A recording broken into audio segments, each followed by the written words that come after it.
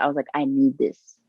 I need my community. I need to be involved. I need to read. I need to learn because that's what's making me feel connected to you. And that's what I want. That's what I need Mhm. because I feel a way where I've never felt in a very long time.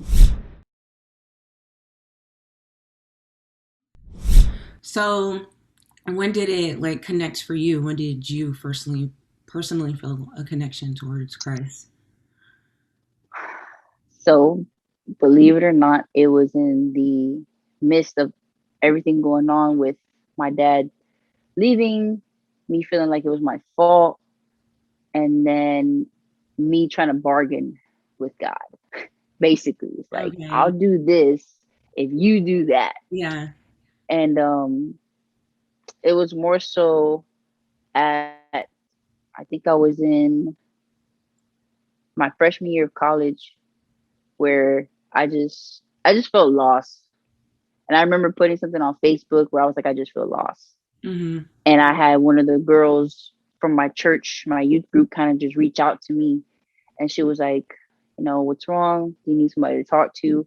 Mind you, I've known her all my life, but we never really spoke like that. Mm. And she came and invited me to like services. And then eventually she invited me to the youth conference that we had. Um, and at that very moment, I was like, God, I was like, I don't want to feel angry. I don't want to feel less than like if you are real, you'll take this feeling away Yeah. and give me peace. And most definitely that's exactly what it did. Granted, I did have my doubts afterwards where I was just like, maybe this is too good to be true. But it came more with the discipline where it was like after I had that encounter, I literally saw it. I was like, I need this. I need my community. I need to be involved. I need to read. I need to learn because that's what's making me feel connected to you. And that's what I want. That's what I need Hmm. because I feel a way where I've never felt in a very long time. And, little by little, like certain habits I started breaking and me and my dad actually have a really great relationship now. And even with my stepmom, because both my parents got remarried too. Mm. So it's like it was most definitely uh not the easiest transition, but at the same time it was more so like that's how I was able to know that God was really evident in my life because it was like I couldn't explain. I was like, I'm not even mad anymore. I just want peace in my life, Yeah. and whatever it is you want me to do, God, I'm gonna do it, and that's it. Well, ask and you shall receive. You ask for peace and you got it. Amen. So, what was it, do you think, about that experience that at the youth conference that made you, kind of surrender there? At least for me, it was more so I literally just had a moment with God. I was like, I don't want to be an angry child. I don't want to feel like I'm putting blame on everybody else and making everybody else carry like a burden. Um, and I was like, I just want to feel love. I just want to feel appreciated. I just want to feel like like I have somebody with me no matter what. Hmm. And God is an omnipresent God. So it's just like it was just different. Like the conversations we started having after like me and God, it was just different. The respect I started having for him was just different. Yeah. Um, Certain conversations I would engage in and certain topics of conversation where I was like, you know what, I'm not even gonna waste my time because there's people here that don't understand that. They don't want to open up to that. So let me just walk away. But I knew that God had something for me and I was just like, God, I don't want to mess it up. And that's all I want, just to continue to move forward with you. And so, this is your freshman year of college.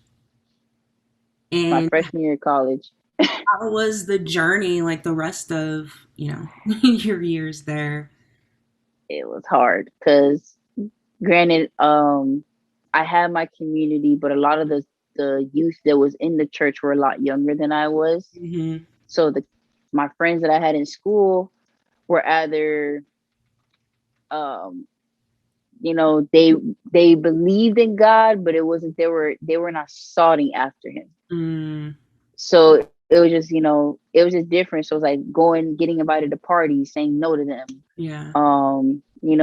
Going out with my friends and they're like, oh, like we're gonna go do this and do that. And I'm just like, no, I'm good. And just having to deal with like, bro, like you're young, like you only live once, this, that, and the third, like enjoy it. I'm YOLO. just like, yo, I'm like, I'm good, I'm straight, this, that, and the third, because at least for me, like this is just me personally. When I was a lot younger and I was in high school, there was such an excitement about breaking the rules. It was like the rush. It was like the thrill. It was like, okay, like if I want to go out and go to a party with my friends and, not say anything and, sneak out or whatever, like it was just the thrill of it. Yeah. And it's like as I got older, I was like, bro, that's not even cool. Like there are kids dying every day because they don't tell their parents where they are, or Hmm. they're in places where they shouldn't be. And it just that, and then on top of that, it's just like there are people who can control their alcohol and there are people who cannot,